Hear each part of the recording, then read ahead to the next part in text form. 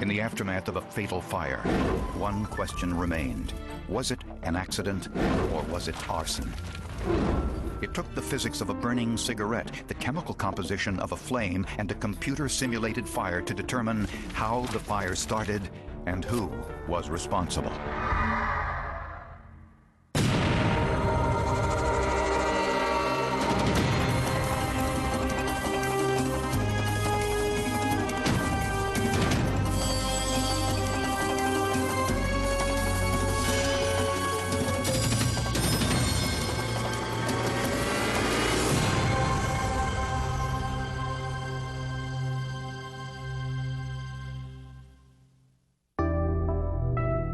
For 25 years, Ed and Rosalie Camiolo lived in an affluent suburb just outside of Philadelphia. Ed was a retired government worker. Rosalie worked in the computer industry. Their only child, Paul, a 31-year-old computer programmer, lived upstairs. He took care of his parents since they had difficulty getting around. It's not that they were bedridden or complete invalids, but they certainly weren't athletic and able to respond, in my opinion, to an emergency situation. Just before dawn, in September of 1996, Paul made an emergency call to the fire department. 911, what is your emergency? We have a fire in our living room. It's getting really bad. Get out of the house, where the fire department coming out. When police arrived, they found Paul on the front lawn, getting dressed. Paul said his mother and father had gotten out through the back door. When the officer went to the backyard to check, there was an explosion. She found Rosalie on the back porch, severely burned and barely conscious. But there was no sign of her 81-year-old husband, Ed. Firefighters later found him inside. He had been unable to escape. The victim that was located was in a rear bathroom, and he was in cardiac arrest at that time. Ed Camiolo was pronounced dead at the hospital. Rosalie died too, a result of smoke inhalation. How horrible it must have been for my uncle, what he went through to be burned, and my aunt. How horrible it must have been for her. The firemen at the scene didn't see anything suspicious. There was a general consensus that the fire was accidental in nature and most probably the result of the careless handling of smoking materials, either a cigarette or a match to light the cigarettes.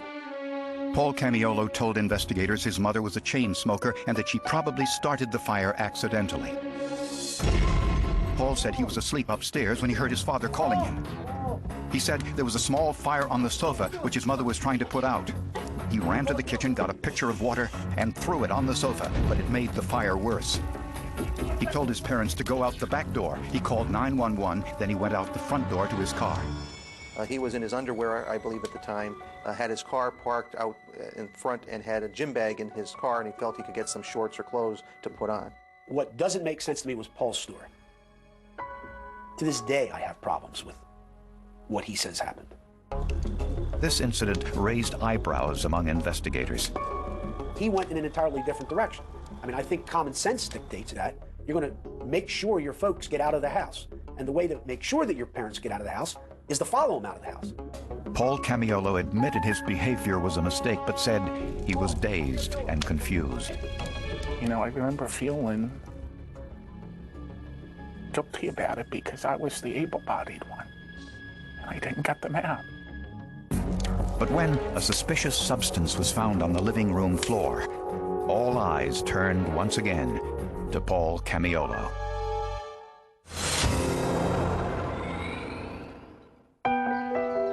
Ed and Rose Camiolo were laid to rest in the family plot, just a few miles from their home. The Camiolos' lives before the fire had not been easy. Their son, Paul, was their primary caregiver. You know, he did have that responsibility to help assist his parents. He would do the grocery shopping for them. If they wanted something from a department store, a lot of times he would go to the mall and buy it and bring it home. Investigators wondered whether Paul may have had something to do with setting the fire. There was money there in the form of insurance money, and that in and of itself is a powerful motive. I believe he received about $200,000 in insurance benefits. A second motive that some of the investigators believed existed was that Paul Camiolo was tired of caring for his infirmed parents. Fire investigators searched through the rubble and found something very suspicious. In the center of the room there was a pattern that looked like perhaps it might have been associated with a liquid pour, what they refer to it when someone might have poured an accelerant. To see if an accelerant was used, investigators removed samples of the carpeting, the padding, and the hardwood floor. The samples were sealed in paint cans to prevent any gases from escaping and sent to the forensic lab. Gas chromatography can identify the molecular components of the samples, and the results showed there was evidence of gasoline on the wood floor. And the single biggest piece of evidence for them to conclude this was an arson fire was the finding of gasoline in the hardwood floor. Because how else would you explain gasoline in a living room? When the test results come back, it changes from I don't know to, wow, we have an accelerant here, this must be an arson, and that changes people's opinions. To prosecutors, the presence of gasoline meant murder. Based on this evidence, prosecutors believe that Paul poured gasoline on the living room floor while his parents were upstairs asleep. He then set the room on fire and called the fire department. The heat and smoke made it impossible for Paul's parents to make it out of the house alive. Paul strongly denied these charges. My mother and father knew the truth, and God knows the truth, and that's all that mattered to me. Paul Camiolo was arrested and charged with 2 counts of first-degree murder. His request for bail was denied. I had no problem justifying arguing for the death penalty. I mean, I can't think of anything more vile than killing the very people that brought you into this world. They were saying I tried to burn them to death. You know, that's just, you know, horrible beyond words. The press depicted him as a cold-blooded killer, yet his family stood firmly behind him. Anybody that knew Paul knew that he couldn't do anything like that. He loved his parents very much, and they were a very devoted family. So.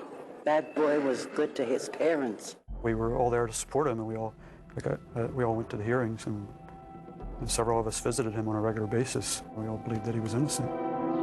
As the trial approached, Paul Camiolo and his defense team looked for some way to prove that the fire was an accident. I couldn't imagine how the gasoline got in there. That there had to be another explanation as to why gasoline was in that floor. The firemen responding to the Camiolo's house fire were all volunteers, but one of them had an unusual background. Steve Avato was also an agent with the Bureau of Alcohol, Tobacco, and Firearms.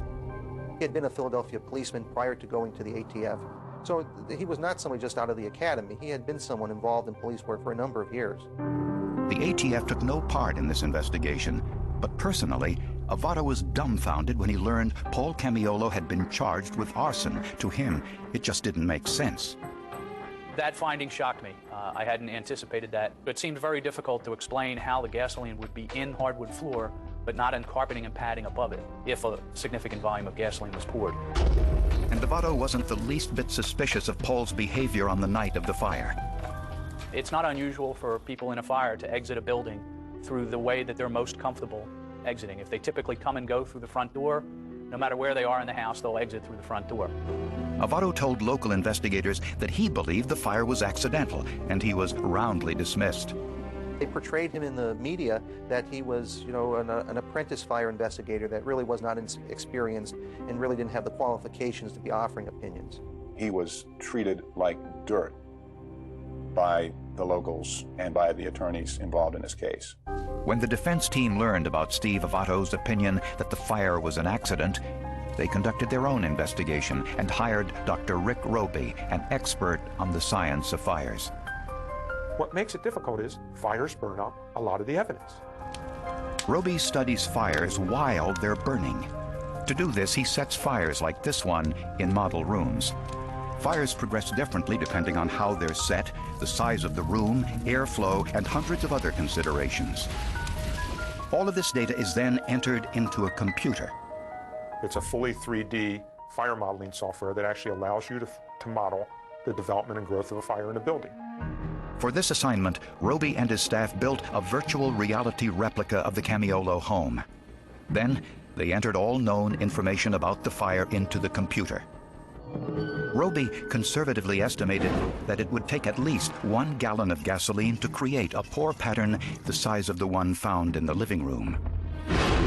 5 or 6 minutes after Paul Camiolo called the fire department, the outside window exploded. The explosion was the result of what is called flashover. When flashover occurs, temperatures in the room get so high that items ignite even without coming into contact with the flame, as you can see here. And in fact, unfortunately, there are firefighters killed every year by having been caught in flashover conditions because it happens so rapidly. Sometimes it's very difficult to escape from those conditions. After Roby entered this information into his computer program, he lit a virtual match. Within 30 seconds, hot gas fills the room. Within 1 minute, smoke and gas spread up the stairs to the second floor. And 3 minutes after ignition, the living room would reach flashover, blowing out the window. The entire room becomes engulfed in flames because there's so much burning and so much hot gas that it's completely uninhabitable. But the police witnessed the window breaking 5 or 6 minutes after Paul called the fire department. To Roby, this meant that gasoline couldn't have been used to start the fire. He would have had a tough time actually getting to the front door without being engulfed in flames. That's one of the things our model showed. So we look at the arson scenario and there's inconsistency after inconsistency. Next, Roby tested Paul Camiolo's story. Paul said the fire started by accident with a cigarette or a match his mother had been using. At 1 minute, the fire would be about 2 feet tall and gathering strength. At 2 minutes, it would be moving across the ceiling. At 4 minutes, temperatures and gas levels in the room would be fatal.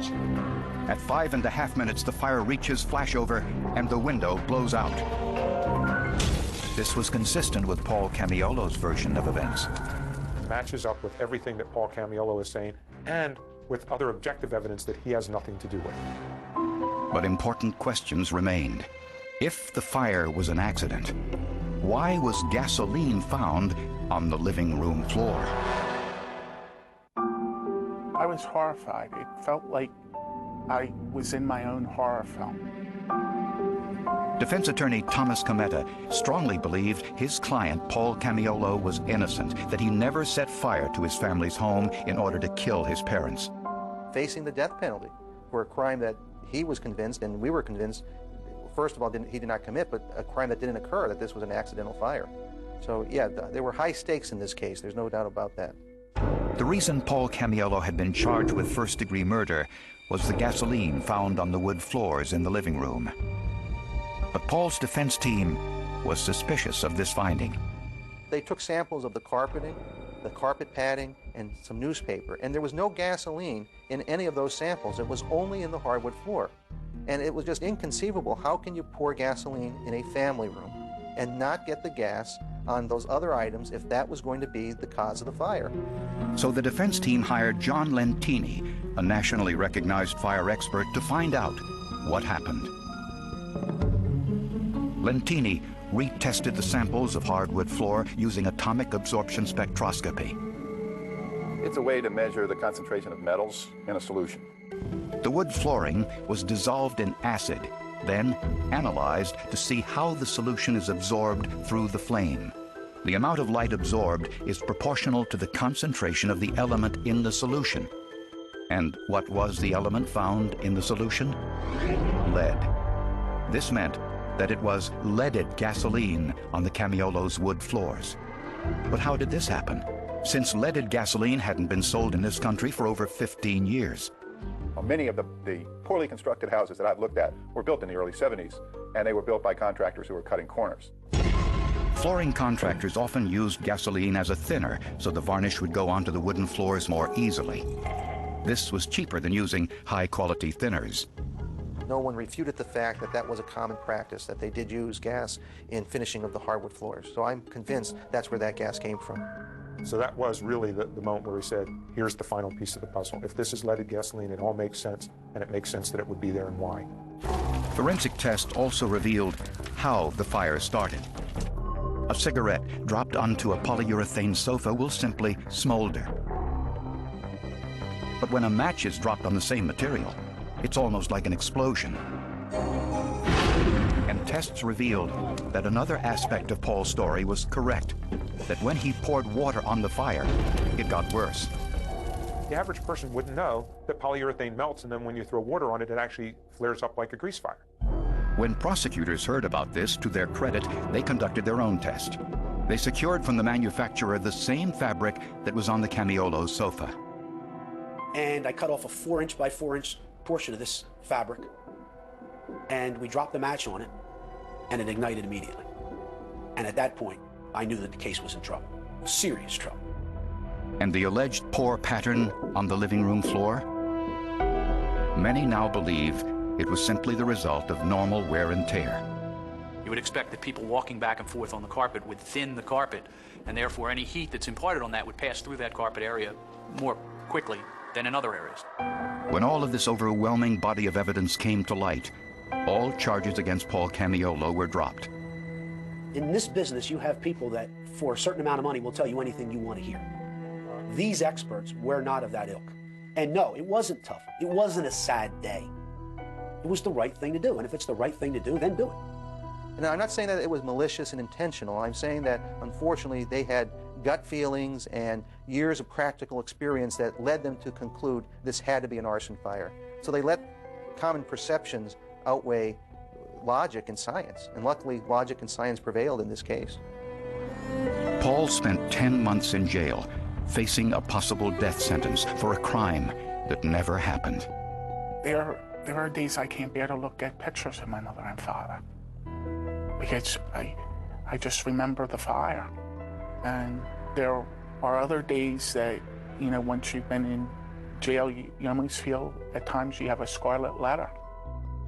He spent 10 months in jail. He'll never get that time back. That was liberty that was taken away from him that he'll never get back. It was a time that he should have been grieving for the loss of his parents, and instead he was fighting for his own life. John Lentini says fire investigation still has a long way to go before its application is as dependable as other forensic sciences. It's a matter of a profession that is largely controlled and dominated by hacks. And these people didn't set out to become hacks, but they don't know what they're doing. They're making complicated decisions about chemistry and physics, and they never took chemistry and physics. When asked how it felt to be right all along, not surprisingly, Steve Avato had no comment. But his colleagues spoke for him. His courage was later recognized by his fellow fire investigators when the International Association of Arson Investigators named him Investigator of the Year for standing up to the enormous peer pressure that came down on him when he said, wait a minute, guys, I don't think we've really got an arson here.